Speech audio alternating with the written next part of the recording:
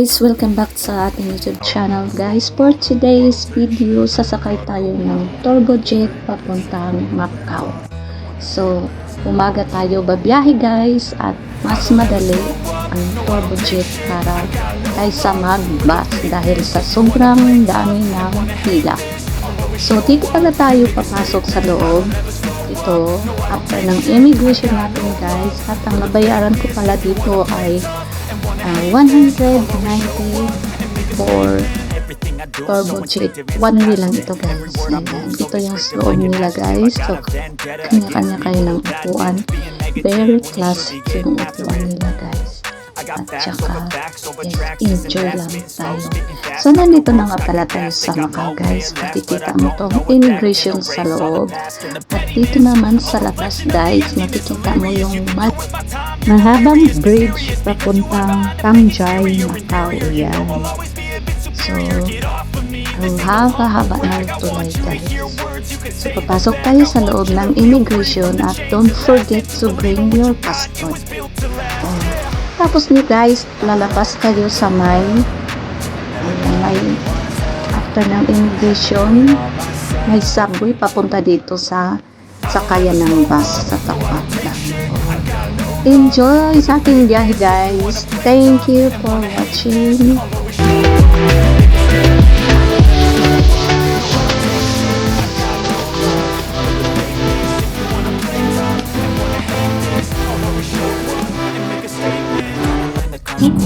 行车时请系好安全带，在车厢内严合作。祝您旅途愉快。Dear passengers, welcome aboard SJM's shuttle bus. Our destination is Lisboa and Grand Lisboa. Please fasten your seatbelt while the bus is in motion.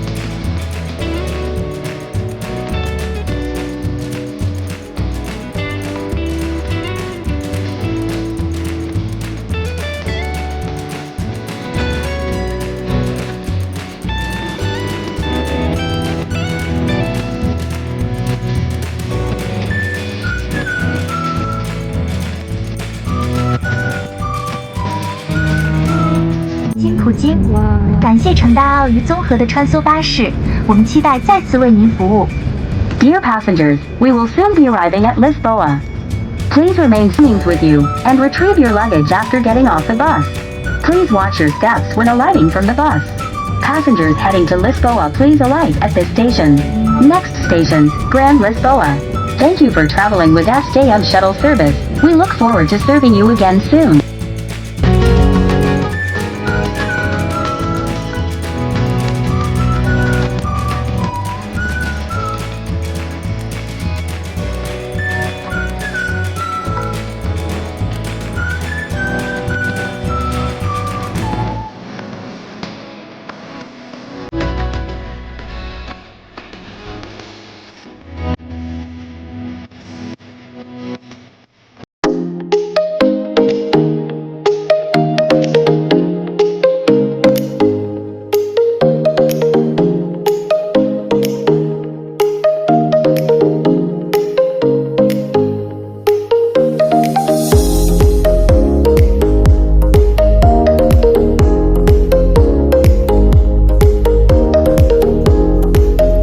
Dumating na nga pala tayo dito guys. Ang unang destination natin is Lisboa.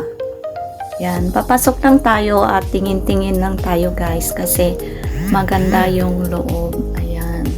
So ito yung entrance ng Lisboa. Grand Lisboa. Oh, yan. So, pasok tayo. Yung pinagkakaabalahan nila dito guys. Ang ganda ng buildings kasi nila dito.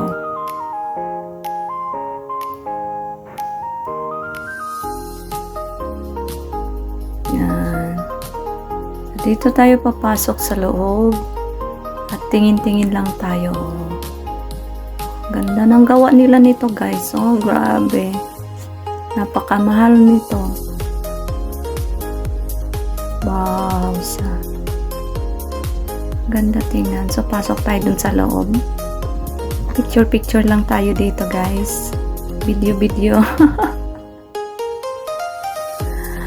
Kasi, ang ganda kasi tingnan.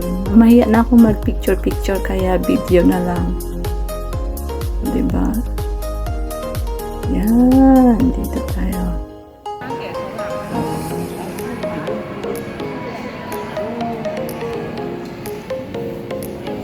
Wow. Pinagkaabalahan nila yung ano. Yan, ito yung loob nila guys. Ganda ng chandelier nila. Ano kayo to? Oh, dito yung mga guests. Kung gusto nyong pumasok dyan sa loob. Oh, diba? So, lalabas na tayo guys. Tingin-tingin lang tayo doon.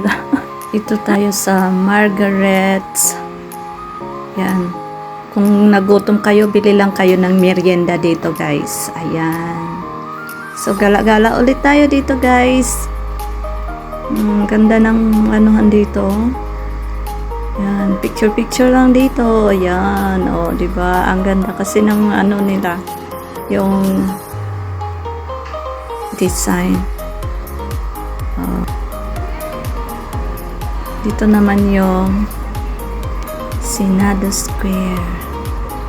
Ay, isang pa. Ayan. Maraming tao dito guys pag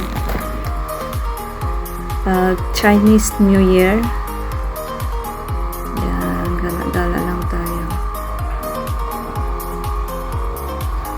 Next destination pala natin guys is St.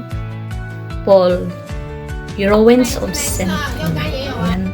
Pero bago kayo makarating doon guys, may mga tasting food nila guys na pwede kayong tumikim. Ayan. Tikim-tikim lang kayo at pagdating nyo doon, hindi kayo magugutom.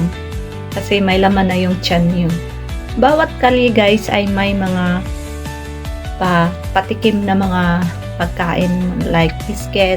Kadalasan sa kanila is yung pork chili or beef chili. So ito na pala yung St. Paul, Ruins of St. Paul guys. Maraming tao nung nakaraang punta ko dito. Ngayon hindi masyado kasi dati nung pagpunta ko dito ay walang space. Yan, dikit-dikit yung mga tao. So ngayon medyo maluwag. Oh, ang ganda ng design nila dito. Yan, pwede kayo mag-picture dito. Dito pa yung mga kakilala ko sa church. Oh, yan. Ay, wow. Picture lang kayo dito guys. Mahiya na pala ako mag-picture kaya hindi na ako nagpipicture. Marami na akong picture dito. Oh. Ito yung makikita natin pag nandun tayo sa tuktok ng St. Paul. Yan. Tapos guys, pupunta tayo doon sa taas. Akit tayo at tingnan natin yung likod ng Ruins of St. Paul. Kasi ito na lang daw yung natitira dahil sa malaking sunog na naganap. Kaya ito lang yung natira na tinatawag na ruins. Kaya tinatawag na ruins. So ito na yung likod niya guys. Oh, yan lang yung natira. Tapos pasok tayo doon sa loob. May museum doon sa loob. Sa baba. Parang underground siya. Oh, ayan. Oh. May buto pa ng tao. Tapos akyat tayo ulit guys. Pupunta tayo doon sa itaas. Mayroon siyang pwedeng mag-overlooking. Ayan dito. Sa Museum ng Macau. Nakailibutan pala siya yan guys. Pwede kayong mag-ikot-ikot dito sa loob para overlooking around Macau. Pero compare sa Hong Kong, mas maganda ang mag-overlooking sa Hong Kong kasi mas mataas yung mga building nila. Unlike sa mga building nila is medyo maiksik lang at hindi masyadong maganda. Maliban na lang yun sa mga malalaking building. O, diba? So, ito pala yung sightseeing natin dyan. Tapos, baba tayo sa may escalator. Oh, yan. May escalator din dito pababa or kung pwede nyo umakyat doon. Oh, yan. Tapos, dito pala ang pababa na tayo guys at yan.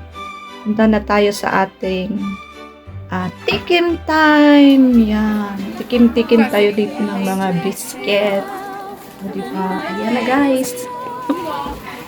Mas masarap yung mga biscuit nila pero mas mahal ngayong taon na to.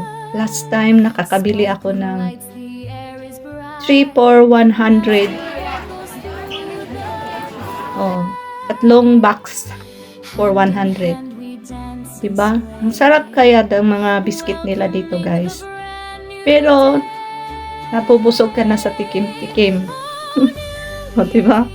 Ito yung pork chili, beef chili, egg roll. Ayan, o diba? Sarap. Tasang-tong. Tsaka may mga yan, kanya-kanyang patikim.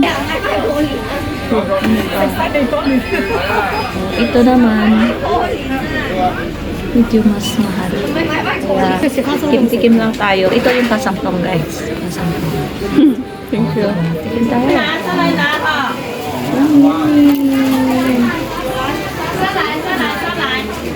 Kaya pag nagugutom kayo, pwede kayong magtikim-tikim dyan. Pagdating nyo doon, busog na kayo.